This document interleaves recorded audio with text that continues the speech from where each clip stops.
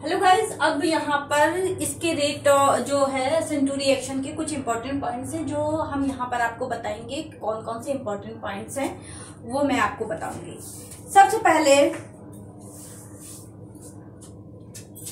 Number 1,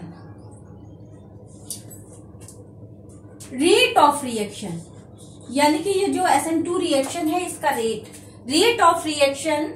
यहाँ पर rate of reaction chemical kinetics में हमने कैसे बताया जाता है, यहाँ पर एक कांस्टेंट यूज करते हैं। तो रेट ऑफ रिएक्शन यहाँ पर डिपेंड करता है सबस्ट्रेट के कंसंट्रेशन पर और न्यूक्लियोफाइल के कंसंट्रेशन पे, न्यूक्लियोफाइल के कंसंट्रेशन पे। तो यहाँ पर सबस्ट्रेट और न्यूक्लियोफाइल, यहाँ पर सबस्ट्रेट हम क्या, क्योंकि ये हेलो एरीन्स में हम ये रिएक्शन पढ़ रहे हैं तो हम यहाँ पर हेलो एरीन्स या हेलो एल्केन्स ही ले लें उसके, और रिएक्शन और न्यूक्लियोफाइल के रिएक्शन पे ये हमारा रेट ऑफ रिएक्शन डिपेंड करता है, यानी कि इसकी पावर 1 इसकी पावर 1, यानी कि यहाँ पर रेट ऑफ रिएक्शन कितना हो जाएगा, इन दोनों के कंसंट्रेशन पे डिपेंड कर रहा है। तो यहाँ पर ऑर्डर ऑफ रिएक्शन यहां पर हो जाएगा 2, 1 + 1 1 + 1 2, यानी कि इसीलिए इसको क्या कहेंगे, बाईमॉलिक्यूलर रिएक्शन। तो बाईमॉलिक्यूलर रिएक्शन कहलाती है। और ये रेट ऑफ रिएक्शन इसका जो है सबस्ट्रेट यानी कि एल्किल हैलाइड और न्यूक्लियोफाइल के कंसंट्रेशन पे डिपेंड करता है। दूसरी बात ये है, दूसरा जो इसका पॉइंट है, दूसरा पॉइंट ये है, ये रिएक्शन सिंगल स्टेप में होती है। ये रिएक्शन सिंगल स्टेप में होती है, reaction done in single step. यहां ये बात हमें बहुत इंपॉर्टेंट है कि ये रिएक्शन सिंगल स्टेप रिएक्शन होती है। और दूसरी बात, यहां पर इसको बाईमॉलिक्यूलर रिएक्शन इसीलिए कहते हैं। ये जो बाईमॉलिक्यूलर रिएक्शन इसको कहते हैं, पहले पॉइंट में देख लीजिए, इसको बाईमॉलिक्यूलर रिएक्शन इसीलिए कहते हैं क्योंकि ये दो सबस्ट्रेट और न्यूक्लियोफाइल के कंसंट्रेशन पे ये इसका रेट ऑफ रिएक्शन जो है डिपेंड कर रहा है, इसीलिए इसको न्यूक्लियोफिलिक सब्स्टिट्यूशन बाईमॉलिक्यूलर कहते हैं। अब ये रिएक्शन जो है सिंगल स्टेप में होती है। सिंगल स्टेप में कैसे होती है कि देखो, यहां पर देखो सिंगल स्टेप ऐसे हुई, ये रिएक्शन थी, ये हमारी X और ये H, यहां पर ये डैश, और ये हमारा क्या हो गया, वेज यहां पर लगा हुआ है, R और R डैश। तो सिंगल स्टेप में कैसे हो रही है कि यहाँ पर जो रिएक्शन हो रही है, न्यूक्लियोफाइल जो है क्या हो रहा है, ये न्यूक्लियोफाइल यहाँ पर इससे अटैक भी कर रहा है, और ये यहाँ पर ये जो है हमारा ब्रोमाइड है या कोई भी हैलाइड है, ये यहाँ से निकल भी रहा साथ साथ। तो एक ही स्टेप में ये पूरा हो रहा, और ट्रांजिशन स्टेट बनी, और ट्रांजिशन स्टेट बनने के बाद तो ये सिंगल स्टेप रिएक्शन होती है। कौन सी रिएक्शन होती है, ये सिंगल स्टेप रिएक्शन होती है।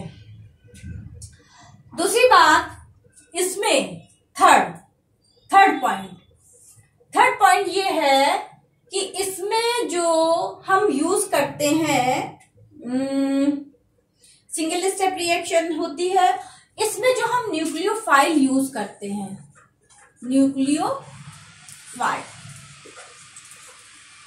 करते हैं, वो स्ट्रॉन्ग न्यूक्लियोफाइल होता है। स्ट्रॉन्ग होना चाहिए उसको, न्यूक्लियोफाइल को क्या होना चाहिए, स्ट्रॉन्ग, यानी कि न्यूक्लियोफाइल शुड बी स्ट्रॉन्ग। और इस रिएक्शन को होने के लिए हम एक मीडियम में एक सॉल्वेंट हम यूज करते हैं। तो वो सॉल्वेंट हमारा जो होता है, वो सॉल्वेंट हमारा सॉल्वेंट यूज। अच्छा, पहले ये समझ लीजिए कि न्यूक्लियोफाइल स्ट्रॉन्ग क्यों होना चाहिए, क्योंकि जब स्ट्रॉन्ग न्यूक्लियोफाइल होगा ना तो तभी जो स्ट्रॉन्ग अगर न्यूक्लियोफाइल होगा तभी यहाँ जाकर इस क्राउड को ये हटाकर यहाँ पर लग पाएगा। अगर वीक होगा तो ये जो है यहाँ पर जो स्टेरिक हिंड्रेंस है उसको फेस नहीं कर पाएगा। स्ट्रॉन्ग होगा तो यहाँ पर जाकर ये लग पाएगा। और दूसरी बात ये है कि सॉल्वेंट जो इसमें होता है, जो सॉल्वेंट हम यूज करते हैं वो एप्रोटिक सॉल्वेंट यूज करते हैं। एप्रोटिक सॉल्वेंट जैसे एसीटोन, एग्जाम्पल इसका अगर हम लें तो एग्जाम्पल हम ले लें एसीटोन। तो एसीटोन जो है हमारा, इसका क्या, एसीटोन का फार्मूला C+O और CH3 और CH3, यानी कि solvent should be aprotic and polar, यानी कि सॉल्वेंट एप्रोटिक होना चाहिए और पोलर होना चाहिए। यानी कि यहां पर पोलर यानी कि वो चार्जेस में डिफरेंशिएट हो, यानी कि ये कार्बन जो है हमारा, oxygen is more electronegative than carbon, तो इस ऑक्सीजन पे नेगेटिव चार्ज डेल्टा और इस पर डेल्टा पॉजिटिव चार्ज, तो ये तो पोलर है ये। और दूसरी बात एप्रोटिक है कि इस ऑक्सीजन पे कहीं प्रोटॉन वगैरह या हाइड्रोजन वगैरह नहीं लगी है कि ये जो है फिर रिएक्शन में हाइड्रोजन दे या ऐसा करे, तो ये रिएक्शन में हाइड्रोजन को देगा नहीं, प्रोटॉन तो देगा नहीं। तो सॉल्वेंट ये एप्रोटिक है और पोलर सॉल्वेंट है। तो हम यहाँ पर एप्रोटिक और पोलर सॉल्वेंट यूज करते हैं। दूसरी बात यहाँ पर आती है कि अगर रेट ऑफ रिएक्शन, यहां पर अगर इफ ऑप्टिकली एक्टिव, अगर हम SN2 रिएक्शन के लिए ऑप्टिकली एक्टिव कंपाउंड अगर हम ले रहे हैं, ऑप्टिकली एक्टिव कंपाउंड अगर हम ले रहे हैं, तो क्या होगा कि इसमें जो SN2 रिएक्शन के लिए अगर हम ऑप्टिकली एक्टिव कंपाउंड लेंगे तो ये हमारा क्या होगा, इन्वर्जन ऑफ कॉन्फिगरेशन होगा। Inversion of configuration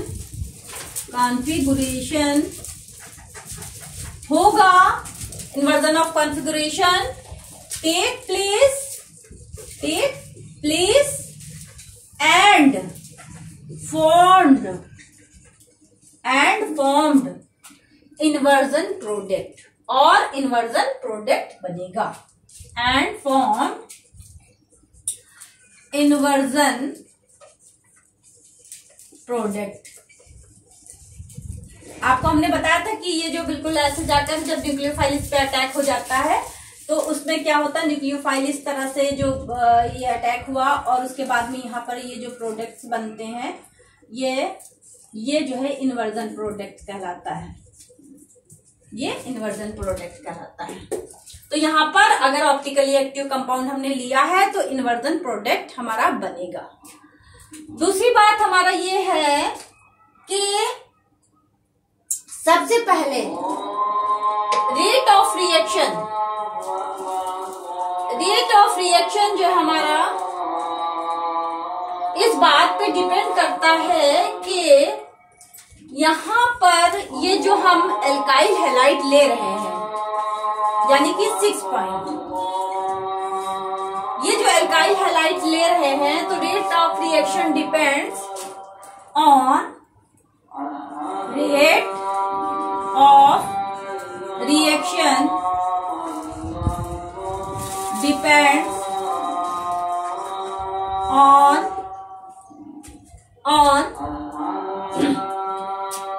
alkyl halide. कैसे? एल्काइल हैलाइड जो हम ले रहे हैं तो उस पर रेट ऑफ रिएक्शन कैसे डिपेंड करेगा कि देखो, अगर हमारा 0 डिग्री, सबसे ज्यादा रेट ऑफ रिएक्शन 0 डिग्री जो एल्काइल हैलाइड होगा वो होगा। अभी 0 डिग्री बताएंगे क्या होता है। फिर 1 डिग्री जो एल्काइल हैलाइड होगा, फिर 2 डिग्री एल्काइल हैलाइड में रेट ऑफ रिएक्शन होगा, फिर 3rd डिग्री एल्काइल हैलाइड में रेट ऑफ रिएक्शन होगा। अब 0 डिग्री अल्काइल हैलाइड में रेट ऑफ रिएक्शन सबसे ज्यादा क्यों होगा, यहाँ पर अभी हम एक्सप्लेन कर रहे हैं।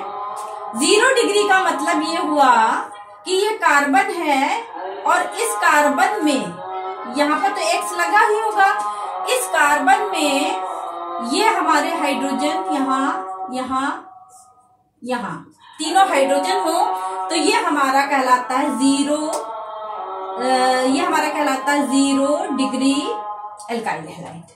ठीक, क्योंकि यहाँ पर रेट ऑफ रिएक्शन सबसे ज्यादा क्यों होगा, क्योंकि यहाँ पर सब हाइड्रोजन है, तो न्यूक्लियोफाइल जो हमारा होगा, जो अटैक करने आएगा, वो आसानी से यहाँ पर, ये बल्कि ग्रुप नहीं है, ये छोटी छोटी कार्बन है, तो इनको यहाँ से आसानी से हटाकर, स्टीरिक हिंड्रेंस यहाँ होगा नहीं, इनको आसानी से हटाकर यहाँ लग जाएगा, तो रिएक्शन फास्ट होगी। लेकिन ये कंपाउंड हमारा ऑप्टिकली एक्टिव नहीं होगा, क्योंकि इसमें सेम हाइड्रोजन लगी है, डिफरेंट ग्रुप्स नहीं लगे हैं, तो ये ऑप्टिकली एक्टिव नहीं है। दूसरा हमारा 1 डिग्री, उसके बाद जो रेट ऑफ रिएक्शन ज्यादा होगा वो 1 डिग्री में होगा। यानी 1 डिग्री क्या कहलाता है कि अल्काइल हैलाइड हमारा एक ऐसा हो जिसमें इस कार्बन से एक कार्बन लगी हो, एक कार्बन और लगी हो, यहाँ पर लगी है, और बाकी हमारी हाइड्रोजन हो। ये हो गया 1 डिग्री अल्काइल हैलाइड। अब यहाँ पर इसके 3 कार्बन की वजह से यहाँ पर क्राउडनेस थोड़ी सी बढ़ रही है, तो इसका रेट ऑफ रिएक्शन इससे कम हो गया।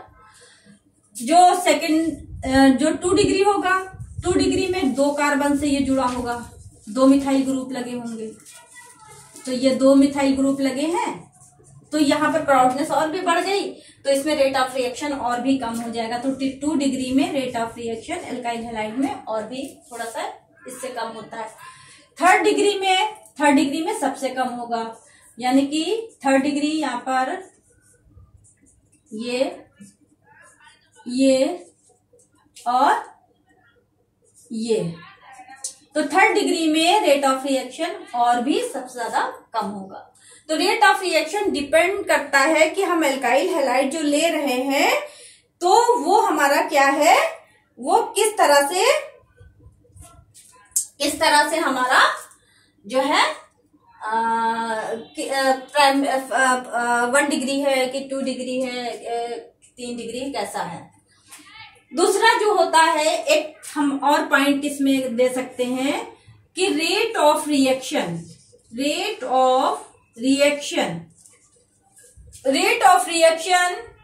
इज इनवर्सली प्रोपोर्शनल, कि rate of reaction is inversely proportional to 1 upon steric hindrance के स्टीरिक हिंड्रेंस, यानी रेट ऑफ रिएक्शन जो है स्टीरिक हिंड्रेंस के इनवर्सली प्रोपोर्शनल होगा।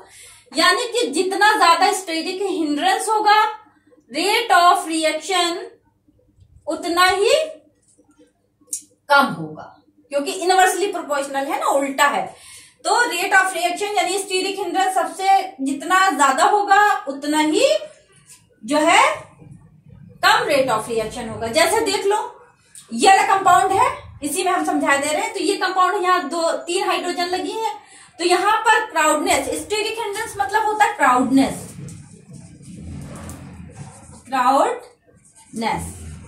तो ये जो है यहाँ पर क्राउडनेस जब कितनी कम है, तो यहाँ पर न्यूक्लियोफाइल आसानी से अटैक कर देगा, तो रिएक्शन जल्दी हो जाएगी।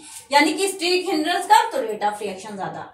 उसके बाद में ये जो 3rd डिग्री है, तो 3rd डिग्री में देखो कि 3rd डिग्री में देखो स्टीरिक हिंड्रेंस कितनी ज्यादा है कि ये कार्बन है, इससे एक हाइड्रोजन जुड़ी है, इस कार्बन से एक कार्बन और जुड़ी है, फिर इससे ये 3rd डिग्री है, फिर इससे 3 हाइड्रोजन है, ये फिर इससे 3 हाइड्रोजन है, ये कहीं जगह है न्यूक्लियोफाइल की अंदर घुसने की, अंदर जाने के लिए कहीं रास्ता नहीं। तो स्टीरिक हिंड्रेंस बहुत ज्यादा है। स्टीरिक हिंड्रेंस यहाँ मान लो न्यूक्लियोफाइल आएगा, ये न्यूक्लियोफाइल अगर यहाँ पर आएगा भी, तो यहाँ से इसको क्राउडनेस की वजह से ये जल्दी से इंटर नहीं हो पाएगा। जैसे भीड़ में हम लोग जल्दी से इंटर नहीं हो पाते हैं, तो हम लोग की जो मोशन होता है, जो हम लोग की वेलोसिटी होती है, स्लो हो जाती है। तो इसी तरह से इसकी भी जो है रेट ऑफ रिएक्शन करने की रेट स्लो हो जाएगी। ये इससे रिएक्ट करके यहाँ पर जाकर यहाँ लग नहीं पाएगा जल्दी। तो यानी कि स्टीरिक हिंड्रेंस ज्यादा तो रेट ऑफ रिएक्शन कम, क्योंकि इनवर्सली प्रोपोर्शनल है। एक पॉइंट और है, एक पॉइंट यहां पर हमारा और आता है, वो पॉइंट ये है कि अगर हम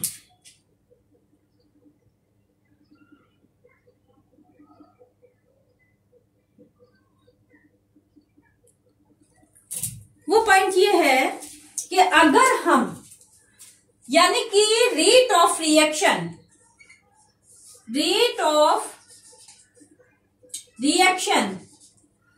depends on leaving group. Leaving group का मतलब ये जो है यहां पर ये जो लगा हुआ है, ये हैलाइड जो लगा हुआ है, लीविंग ग्रुप। तो rate of reaction depends on leaving group यानी कि हैलाइड ये जो है। तो जितना जल्दी ये हैलोजन यहां से निकल जाएगी, यानी कि ये हैलोजन जो लगी हुई है, इसमें ये जो हैलोजन यहां से लगी हुई है, जितनी जल्दी ये हैलोजन यहां से लीविंग ग्रुप है ना, ये क्या है, लीविंग ग्रुप है, ग्रुप। तो जितनी जल्दी ये हैलोजन यहां से निकल जाएगी उतनी ही जल्दी रिएक्शन फास्ट होगी। तो जितनी जल्दी ये लिविंग ग्रुप जो है, rate of reaction depend on living group, यानी कि rate of reaction proportional to living group. अच्छा, अब देखो कैसे, जैसे मान लो ये है, यहां पर हमने आयोडीन लगा दी, यहां पर क्लोरीन लगा दी, यहां पर ब्रोमीन लगा दी और यहां पर फ्लोरीन लगा दी।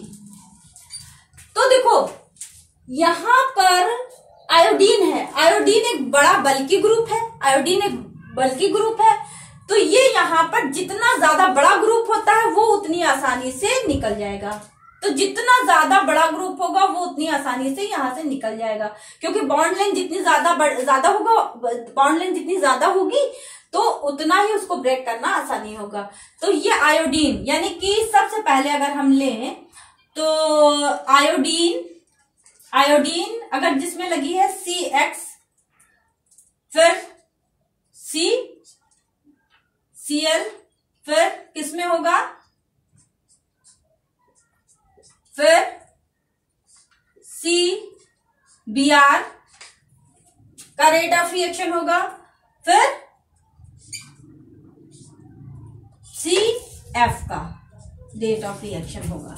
यानी कि इस तरह से ये हमारा रेट ऑफ रिएक्शन जो है लिविंग ग्रुप पर भी डिपेंड करेगा। तो यहाँ पर rate of reaction leaving group पे डिपेंड कर रहा है। तो ये हमारी इंपॉर्टेंट पॉइंट्स हैं जिनको हम देख सकते हैं।